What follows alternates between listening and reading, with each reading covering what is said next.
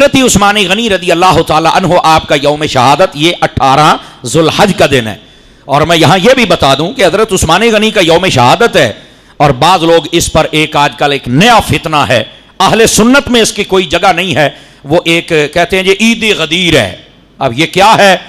نبی پاک حج سے واپس آ رہے تھے اور نبی پاک صلی اللہ علیہ وسلم جب غدیر خم ایک جگہ ہے, ایک مقام ہے, وہاں پر پہنچے نا, تو یمن والوں نے ادھر جانا تھا اور مدینے والوں نے مدینے آنا تھا. تو ایک شخص نے نبی پاک علیہ السلام کی خدمت میں حضرت علی کی کوئی شکایت لگائی. آپ اس وقت یمن کے قاضی تھے. تو نبی پاک علیہ السلام نے نا ان کے جواب میں یہ کہا حضرت علی کا بازو پکڑ کے, من کنت مولا ہو فہذا علی مولا, کہ جس کا میں مولا اس کا علی مولا. اس کا مطلب یہ ہے کہ جو مجھ سے محبت کرتا ہے وہ میرے علی سے بھی محبت کرے. صرف اتنی بات, یہ صرف ان کو یہ کہا گیا کہ جب تم مجھ سے محبت کرتے ہو تو میرے علی سے بھی محبت کرو. نبی پاک علیہ السلام صرف یہ بتا رہے تھے, اور لوگوں نے اس کو عید بنا لیا. اور عید کس بات کی کرتے ہیں یہ رافضی لوگ؟ یہ کہتے ہیں کہ اس دن ان کا نظریہ یہ ہے کہ حضرت علی المرتضیٰ کے بارے میں اعلان کر دیا تھا کہ آپ پہلے خلیفہ ہیں اور آپ کی ولایت کا اعلان ہے. میں کہتا ہوں اگر یہ خلافت کا اعلان کرنا تھا تو نبی پاک وہاں کرتے جہاں سارے صحابہ اکٹھے تھے, اور وہ تو حج کے موقع پر تھے. تو نبی پاک جب سارے چلے گئے اور چند ہزار بندے آپ کے ساتھ تھے, نبی پاک نے اس وقت اعلان کیوں کیا؟ اور پھر اگر یہ خلافت کا اعلان تھا تو پھر نبی پاک صلی اللہ علیہ وسلم کے صحابی حضرت سیدنا مولا مرتضیٰ, انہوں نے ساری زندگی کیوں نہیں کہا کہ نبی نے میری خلافت کا اعلان کیا تھا تو تم کیوں نہیں مان رہے؟ اور اگر یہ خلافت کا اعلان تھا تو 12 اماموں نے کبھی کیوں نہیں اس پر بات کہی ہے؟ اگر یہ خلافت کا اعلان تھا تو پوری امت نے بات کیوں نہیں کہی ہے؟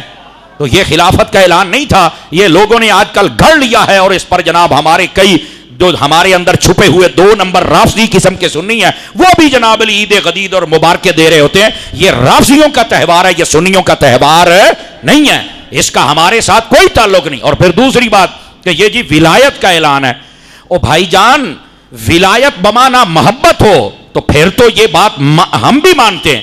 اعلیٰ حضرت تاجدار گولڑا پیر سیدنا مہر علی شاہ صاحب رحمۃ اللہ علیہ, آپ کی مہر منیر پڑھیں, آپ نے بھی فرمایا کہ اس حدیث پاک سے فقط حب علی کا معنی مراد لیا جا سکتا ہے, نہ خلافت کا معنی ہے اور نہ کوئی اور معنی مراد لیا جا سکتا ہے. یہ محبت علی کا بیان ہو رہا ہے. اور کون بد نصیب ایسا ہے جس کے دل میں علی کا پیار نہ ہو؟ سنی ہوتا ہی وہ ہے جس کے دل میں 4 یاروں کا بھی پیار ہوتا ہے, پنجتن پاک کا بھی پیار ہوتا ہے.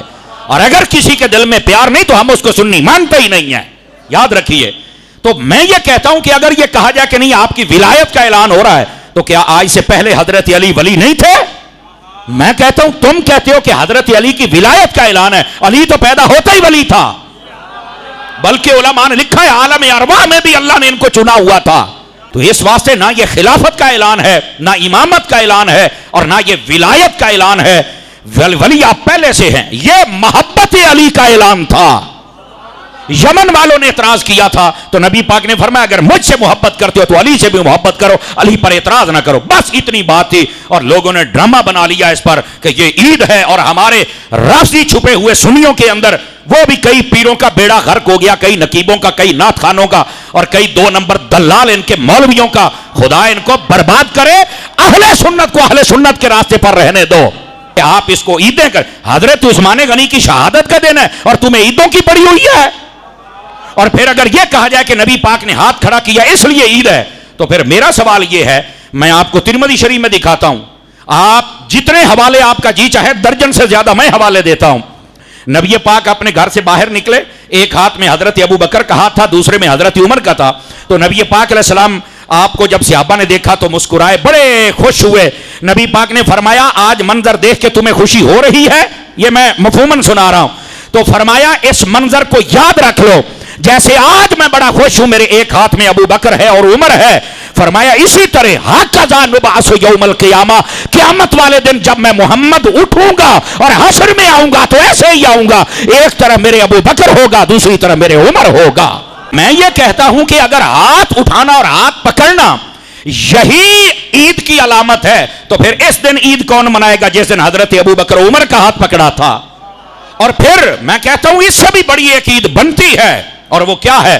جس دن نبی پاک علیہ السلام حدیبیہ کے مقام پر تھے تو آپ نے سفیر بنا کے حضرت عثمان غنی کو مکے میں بھیجا تھا. اور جب یہ خبر مشہور کر دی گئی کہ حضرت عثمان غنی کو شہید کر دیا گیا تو نبی پاک نے فرمایا یہ میرا ہاتھ ہے, یہ عثمان کا ہاتھ ہے, اور میں بیعت کر رہا ہوں یار اگر کسی اور کا ہاتھ اٹھ جائے تو اس پر تو عید ہے، تو اگر نبی اپنے ہاتھ کو عثمان کا ہاتھ کہہ دے تو یہ عید نہیں ہو سکتی ہے۔ تو یہ فضیلت ہوتی ہے جو نبی عطا کرتے ہیں، وہ جس کو عطا کی کھلے دل سے قبول کرو، بیان کرو، لیکن اس کا یہ مطلب کہ آپ عیدیں کر رہے ہیں۔ اور سمجھنے کی بات ہے، توجہ کرو میری طرف میرے عزیز، اگر عید بنتی ہے تو پھر جس دن نبی پاک نے حضرت ابوبکر صدیق کو مصلی دیا ہے تو پھر عید امامت بھی کرو نا۔ جس دن دیکھو نا، نمازیں تو پہلے تقریباً 6 سال تک نماز اندر پڑھی جاتی تھی، باہر پڑھی کوئی نہیں سکتا تھا مکے کے اندر۔ حضرت فاروق اعظم نے کلمہ پڑھا تو فرمایا آج ہم مکے میں پڑھیں گے، اور ایسا نعرہ تکبیر لگا جس دن آپ نے کلمہ پڑھا کہ پہاڑ بھی گونج گئے اور کافروں کے دل بھی ہل گئے کہ یہ کیا ہوا ہے۔ پتہ چلا عمر نے کلمہ پڑھا ہے اور آج مکے میں نماز ہو رہی ہے۔ تو میں نے کہا پھر عید نماز بھی ادا کرو نا۔ تو پھر کون کون سی عیدیں کرو گے؟ یہ فضائل ہیں، جس کے حصے کے اس کو عطا کیے گئے، لیکن اس کا یہ مطلب ہے کہ عیدیں شروع کر دو گے؟ اور یہ لفظ عید کہنے کے اندر یہ پہلی 3 خلافتوں کا بھی انکار ہے اور حضرت عثمان غنی کی شہادت کا بھی انکار ہے۔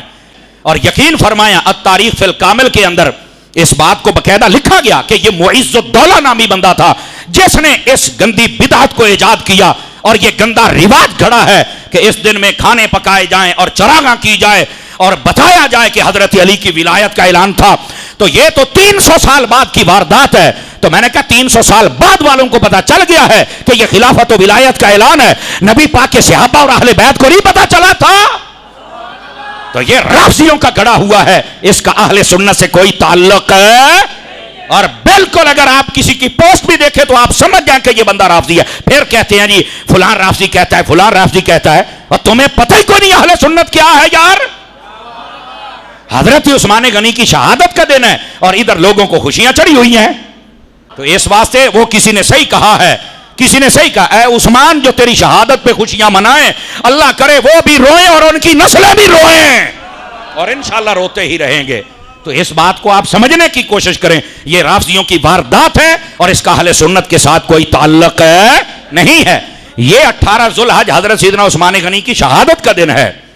اور باقی رہی فضائل کی بات، نبی نے جس کو دیے ہیں اور جہاں جہاں دیے ہیں سنی بیان کرتا ہے، لیکن اس کا غلط معنی اور مطلب نہیں بیان کرتا، گھڑی ہوئی باتیں اور بدعتیں ایجاد نہیں کرتا۔ سنی جب بھی بات کرتا ہے یا قرآن کے مطابق کرتا ہے یا مصطفیٰ کے فرمان کے مطابق بات کرتا ہے۔